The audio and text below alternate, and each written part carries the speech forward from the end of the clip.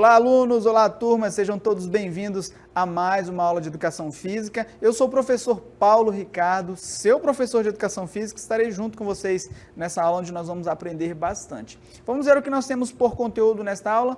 Na aula de número 7 temos aí a revisão e avaliação. Portanto, vamos prestar bastante atenção, vamos anotar aí todas as nossas dúvidas, os conceitos, relembrar tudo que nós vimos ao longo dessas unidades para que possamos, quem sabe, fazer uma excelente avaliação, ok? Sem mais delongas, vamos de aula. E nós já iniciamos esta aula falando aí, relembrando o conceito de esporte. Olha só, os esportes são todas as atividades físicas, né, competitivas aí, com regras e objetivos bem definidos. O objetivo de todas as modalidades esportivas é a superação dos adversários em absoluto respeito às regras. Esse é um conceito bastante importante e nós vamos explorar, vamos usar ele muito ao longo desta aula de revisão. Nós vamos relembrar também esse conceito que aparece na cartela para vocês, que é o conceito de jogo. Jogo é uma atividade recreativa que os seres humanos utilizam com o objetivo de distração e desfrute para a mente e para o corpo. Ainda que nos últimos tempos, os jogos também tenham sido aí utilizados, né, como uma das principais ferramentas a serviço da educação, jogos aí com intuitos pedagógicos. E nessa perspectiva de jogos e esportes, nós vamos começar explorando um esporte que nós visualizamos ao longo das aulas, é o futebol americano. Né? Surgiu aí nos Estados Unidos e lá eles conhecem o futebol aqui que nós apreciamos muito, lá é chamado de soccer. O futebol para eles é na verdade um esporte variante do rugby, tá bom? Um esporte bem antigo que surgiu lá na Europa. O futebol americano, para a gente entender um pouco melhor esse contexto histórico, ele surge inicialmente na Inglaterra como uma variação do rugby. Por isso, na Inglaterra, ele era chamado oficialmente de rugby football, na intenção de diferenciá-lo aí das outras duas modalidades, né, do rugby e do futebol. O padrão que a gente conhece na atualidade, ele teve início ali em 1850 e 1860, né, foi organizado nos Estados Unidos a partir do futebol e do rugby. Esportes que eram praticados na Europa, chegaram nos Estados Unidos e foram sendo modelados até chegar nesse formato atual. Claro que de lá para cá já teve bastante mudança, bastante atualização, bastante desenvolvimento em pesquisa para melhorar e aperfeiçoar a performance do atleta, das vestimentas e muito mais. As características principais do futebol americano, olha só, ele é um esporte que se baseia na velocidade, na agilidade, na força bruta e na capacidade técnica e estratégia dos seus jogadores. Tem que somar tudo isso aí para tentar sobrepujar o adversário, para tentar vencer o time adversário, né? A dinâmica desse jogo já aparece para a gente aqui, olha só. O objetivo do jogo é somar mais pontos que o adversário, né? A principal jogada aí que vai trazer esse ponto, né, é chegar na área ao fundo do campo adversário, na end zone, com a posse da bola aí, e tentar converter aí um touchdown, que vai valer 6 pontos. Isso aí vai dar direito a um pontapé livre que vai conferir aí um ponto extra. Ou ainda, esse atleta pode tentar esses 2 pontos extras, né, tentando um passe com uma corrida ali para a end zone, ao invés desse pontapé ao gol. E se a gente parar para observar, o objetivo é chegar ali no final do campo, né? Chegar naquela área que está ali perto daquele Y gigante, chegar na end zone. Então ele sai, atravessa o campo e tem que chegar lá no final. Se nós pararmos para observar, nós temos jogos que trazem essa característica, né, de invadir o campo do adversário, de pegar ali algum objeto ou de levar algum objeto para lá. Né? E aí a gente vai relembrar um jogo já que pode ser observado como uma variante do futebol americano. O jogo é a barra-bandeira, né? A barra-bandeira é um jogo tradicional, geralmente exercido por crianças ou às vezes por adultos, né? Em acampamentos, em ruas de lazer, em eventos que tem aí essa pegada mais de jogos e brincadeiras, ok? A barra-bandeira em alguns estados do Brasil, esse jogo ele vai receber o nome também de bandeirinha, pique-bandeira, bandeirinha guerreou, bandeirinha estourada, rouba-bandeira, captura-bandeira e pega-bandeira. Como nós somos um país multicultural, vai ter todos esses nomes, mas a dinâmica é basicamente a mesma. É invadir o campo do adversário, roubar ali a bandeira, que não necessariamente tem que ser uma bandeira, pode ser uma garrafa, um pano, uma camisa. Eu já brinquei até com touceira de capim, sendo a bandeira para a gente roubar ali do campo adversário, ok? Nessa mesma pegada dos esportes, eu relembro para vocês, olha só, o beisebol, nós falamos sobre ele tem todos esses nomes aí, beisebol, baseball ou beisebol, como a palavra americana fala aí pra gente, né? É um termo que tem origem da língua inglesa e a gente fala no seu formato original, né, na sua tradução, na sua escrita original, o beisebol. Nos Estados Unidos, ele é um dos esportes mais importantes aí, mais populares, né, o qual é praticado por homens e mulheres e até mesmo crianças e gera aí uma febre nacional. Nossos hermanitos venezuelanos também praticam e jogam, gostam muito do beisebol, um esporte que tem ganhado bastante território aqui no Brasil também, ok? A sua prática, ela exige um treinamento aí, muito treinamento dos jogadores, né? Vai precisar ter agilidade, condicionamento físico e a precisão. São capacidades físicas indispensáveis para você pensar em praticar o beisebol. Para a gente relembrar um pouco da história, né, da origem da história, a gente tem uma controvérsia aí sobre a origem, né? Alguns acreditam que ele é de origem inglesa, tá bom? Que ele surgiu lá na Inglaterra, enquanto outros afirmam que ele foi criado aí por Abner Doubleday, né? Em Nova York, em 1839. Então tem essa confusão aí na história, essa vertente histórica, e os livros trazem as duas origens para nós, ok? E nessa mesma pegada do esporte, com a sua variante jogo, eu relembro para vocês um jogo que é muito similar ao beisebol, mas que não tem a estrutura nem a finalidade que os esportes apresentam, né? Aquela organização específica, aquela finalidade específica dos esportes. O jogo é voltado para o lazer. E esse jogo proporciona esse lazer, esse encantamento em todas as gerações. Esse jogo é o tacobol, olha só. A gente vai ter aí alguns nomes diferenciados, né? O bets, o taco, o bets lombo, dependendo da região ele vai ganhar diversos nomes. E ele funciona basicamente nessa dinâmica que aparece na cartela para nós. O taco tem que estar posicionado ali naquela área do círculo, né? Ou pode ser outra forma geométrica que pode usar, dependendo de onde você for brincar ou da forma que você brinca, né? Por ser um jogo, tem essa possibilidade de adaptar as regras, de modificar as regras. O objetivo é acertar ali a base, né? O garrafão do adversário, enquanto os defensores ali que estão com o taco, né, vão tentar proteger. Uma vez que esses que estão protegendo o taco conseguem parar a bola, eles ganham o direito a uma rebatida para o mais longe possível. Enquanto os pegadores vão tentar pegar essa bola, eles vão ficar cruzando ali os tacos e fazendo uma contagem, né? Que também pode variar, mas eu vou contar para vocês a vertente que eu conheço. A gente conta ali de 10 em 10 até chegar em 100. Quando chega em 100, cruza os tacos no meio e se a gente conseguir isso antes dos apanhadores voltarem, a equipe que está com os tacos sai vencedora. Esse jogo, ele ganha a popularidade porque ele é muito simples de brincar e exige implementos muito simples também.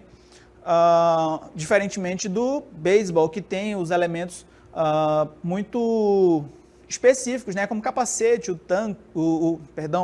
taco, o campo específico para jogar a modalidade. No tacobol nós vamos precisar desses elementos que aparecem para vocês, olha, um taco, embora a gente tenha um taco bem bonitinho, para o tacobol pode ser qualquer ripa, qualquer objeto que possa simplesmente proteger a garrafa e possibilitar também uma tacada de excelência ali quando você pegar a bola. Uma garrafa ou qualquer outro instrumento que possa ficar ali como a base, né, para ser protegida pelo taco, e a bola esférica para tentar acertar essa base ou tentar ser rebatida aí pelo taco. Para a gente aprofundar um pouquinho mais, olha só, algumas semelhanças com o beisebol. A gente pode observar que em ambos os jogos, né, há o uso de uma bola esférica e o uso de tacos, né? É uma característica que a gente observa no esporte e no jogo, né? No esporte beisebol e no jogo tacobol. O objetivo principal é rebater a bola arremessada para o mais longe possível. Isso a gente observa também na modalidade esportiva e no jogo. No jogo, inclusive, quando ela é rebatida às vezes para fora do campo, proporciona um home run, né, onde a bola viaja bastante e fica quase impossível de recuperá-la. Ali já é quase que um ponto ganho para a equipe que consegue esse feito. Algumas diferenças, tá bom? O beisebol, no beisebol são 9 jogadores e a quadra, são 9 jogadores em quadra por cada equipe, enquanto que no jogo de tacobol a gente vai precisar somente de 2 duplas, uma jogando ali contra outra. Talvez por isso ganhe essa popularidade, por conta dessa simplicidade de implementos, da quantidade de jogadores. O beisebol, ele é jogado em uma quadra específica, né? Um campo como esse que nós temos aqui, com todas as marcações no solo, todas as bases para correr de um lado a outro, ok? Enquanto que o jogo, ele não precisa necessariamente ser em uma quadra. A gente consegue jogar na rua, num campo de terra batida ou no lugar que nós tivermos à disposição e quisermos realizar esse jogo. Bom, nós falamos também nessas aulas, né, sobre o esporte ali com a intenção de profissionalização, sobre o amadorismo, e nós já começamos relembrando o conceito aí de atleta que aparece na cartela para vocês. A palavra atleta provém do grego, né, atletes, e por sua vez do termo aetos, que significa esforço, tá bom? E se a gente for aí atender a origem etimológica, o atleta é aquele que compete com o esforço por um prêmio, ok? Como em muitas outras atividades, aparece na cartela pra gente, o atletismo, né, que é o cara que, a atividade que vai ter aí vai ter muitos atletas, né, surgiu na civilização grega antiga. O atleta era um participante das competições esportivas realizadas periodicamente, que eram os Jogos Olímpicos, os Jogos Píticos, os Jogos Istmicos, entre outras competições. O principal requisito para este indivíduo ser reconhecido como um atleta era ser cidadão grego, com plenos direitos e superar certas provas impostas ali pelos juízes e organização, tá bom? Então, a gente consegue perceber isso nessa figura, né? A disputa ali, a competição que estava impressa nesses jogos. Mesmo assim, o atleta ele tinha que passar por um período suficiente de treinos e, por último, fazer ali um juramento perante a estátua de Zeus antes da competição. Esse atleta grego, ele realizava ali corridas curtas e longas, né, de distância, arremesso de disco e de dardo, salto em distância, além de competir luta livre, boxe, entre outras atividades como a corrida de carros com cavalo, ok? Nos dias de hoje, turmas, um atleta profissional ou amador, ele se dedica normalmente a uma modalidade do atletismo, dentro do grupo das corridas, saltos e arremessos, ok? Para a gente entender um pouco melhor sobre o atletismo, olha só, ele surgiu como um esporte na Grécia Antiga em 776 a.C., ano em que a primeira Olimpíada da história foi realizada na cidade de Olímpia. Nessa altura, era disputada apenas uma prova, né, nas Olimpíadas, que era uma corrida de 200 metros, que era chamada pelos gregos de estádio, e teve como primeiro vencedor um grego chamado Coroebus. O formato que nós conhecemos hoje, esse formato moderno do atletismo, ele vai datar do século XIX na Inglaterra, e ele vai contar com as seguintes provas oficiais: a prova de pista, de campo, as provas de rua e também as provas combinadas. Essas corridas elas ainda vão se subdividir, né? Essas provas, na verdade, elas vão se subdividir em corridas, saltos horizontais e verticais, lançamentos, arremesso e as provas combinadas. Para a gente aprofundar um pouco mais, dentro do atletismo a gente vai ter, olha só, essa subdivisão que aparece para a gente, que são as provas de pista, as provas de campo, as provas de rua e as provas combinadas. Vamos esmiuçar cada ponto desses nas provas de pistas, olha só, elas vão se dividir em corridas rasas, de revezamento, corrida com barreiras, corrida com obstáculos. Nas provas de campo, que são as que ocorrem em estádios, a gente vai ter provas de lançamentos, que são usados aí esses implementos, né? Elas vão se dividir em lançamento de disco, lançamento de martelo, lançamento de dardo e arremesso de peso, ok?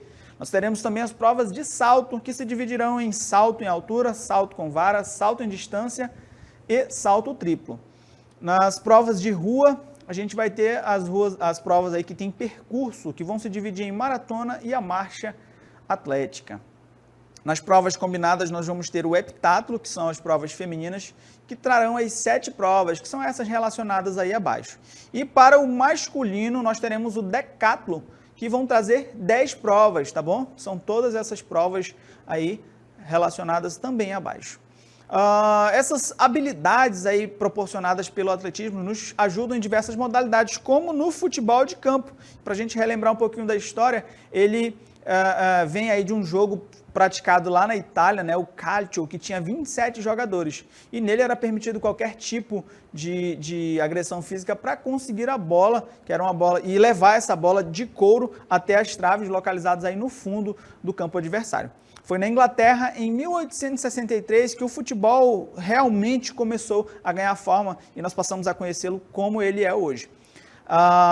Com o atletismo e com o futebol, na verdade, com o atletismo, nós trabalhamos algumas habilidades que podem ser usadas aí no futebol, como essas que aparecem para a gente, que nos ajudam na finalização, que é o ato de chutar a bola em direção ao gol, o passe, que é o ato de chutar a bola para o jogador da mesma equipe, o controle de bola, que vai me ajudar a manipular a bola usando os pés, a perna ou o peito, a condução, que vai me ajudar a deslocar sem perder a posse da bola, o desarme, usado aí para roubar, né, para tirar a bola do adversário, o drible, que me ajuda também a fazer finta e enganar o adversário e desmontar a defesa.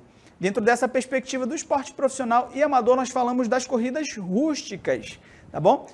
Que estão presentes aí no pedestrianismo, né, ou nas corridas rústicas, que é uma modalidade tradicional do atletismo, é uma das mais importantes e populares aí, que tem ganhado muitos adeptos. Essas atividades são importantes porque elas trazem benefícios aí para o nosso corpo, como, olha só, como o fortalecimento do sistema imunológico, tá bom? E aí segue aqui abaixo as especificações desse fortalecimento, né? Por que isso acontece? Traz também a diminuição, né? Ajuda a diminuir a pressão arterial e melhora a circulação sanguínea, nos ajuda a controlar a glicemia e evitar aí complicações de diabetes, evita a perda óssea, ok? Nos ajuda também a emagrecer, uma vez que você emagrece e vai te ajudar também no controle do peso. Melhora a insônia, uma vez que você vai cansar o seu corpo e vai conseguir dormir melhor, além de proporcionar bem-estar físico e mental. Tudo isso culmina aí na melhora do nosso humor, ok? Essas são características importantes trabalhadas com o atletismo. Bom, nós vimos também nessa pegada dos esportes, do amadorismo, do profissionalismo, aspectos relacionados ao comportamento, que é essa cartela que já aparece para vocês, que diz respeito aí à maneira de se comportar, de reagir, né, de tratar-se de forma, trata-se da forma de proceder das pessoas ou dos organismos perante os estímulos em relação ao entorno. O comportamento, turmas, para nós relembrarmos, olha só, ele é algo extremamente importante para o ser humano e é por meio dele, né, que homens e mulheres sabem como atuar diante de distintas situações. Geralmente, essa maneira de se comportar é regida e aconselhada por valores morais e éticos. E aí a gente conversou um pouco sobre o que são, né, o que é, de repente, a ética. Geralmente, a ética está associada, está muito ligada a esse comportamento. E para a gente entender um pouco desse conceito, olha só, a ética é a palavra que deriva do termo ethos, presente no idioma grego. E aí o ethos ele vai ter duas variantes, que vai ser aí ou o caráter, né, como a cartela já mostra para a gente, olha só. Vai ter aí essas duas variantes, o caráter ou o costume. E se nós juntarmos o comportamento com a ética, nós teremos o comportamento ético, que nos mostra que o atleta precisa entender-se aí como uma pessoa pública, né? A próxima cartela já mostra para a gente. O atleta precisa entender-se como uma pessoa pública e portar-se de maneira adequada, ética, para dar bons exemplos aos espectadores.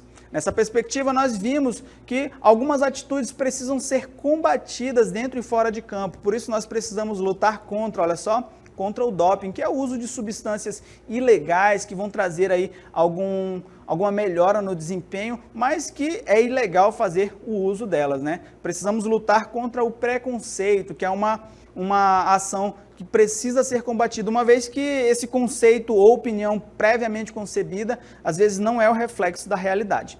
Precisamos combater de forma muito forte a violência, né? Olha só, segundo a OMS, é o uso intencional de força, poder ou em uma forma de ameaça efetivamente contra si mesmo ou pessoas, ou grupo, ou comunidade. Então, dentro e fora de campo, nós precisamos lutar contra a violência. Precisamos, de modo contrário, fortalecer aspectos dentro e fora de campo, como o fair play, que é a filosofia adotada no desporto, que prima a conduta ética nos esportes. Precisamos fortalecer a ideia do respeito às regras, né? Uma ação que deveria ser praticada por todos os atletas e até mesmo praticantes amadores. Precisamos também veicular e divulgar a ideia da inclusão, que é tão somente o ato de incluir as pessoas, né, de grupos desfavorecidos e aqueles que de algum modo são excluídos da sociedade. Bom, turmas, esses foram os conteúdos que nós estudamos ao longo dessas unidades. Espero que vocês tenham relembrado todos eles, que nós possamos fazer bom uso deles na nossa vida cotidiana e no nosso dia a dia. Deixo a todos um forte abraço e até a próxima.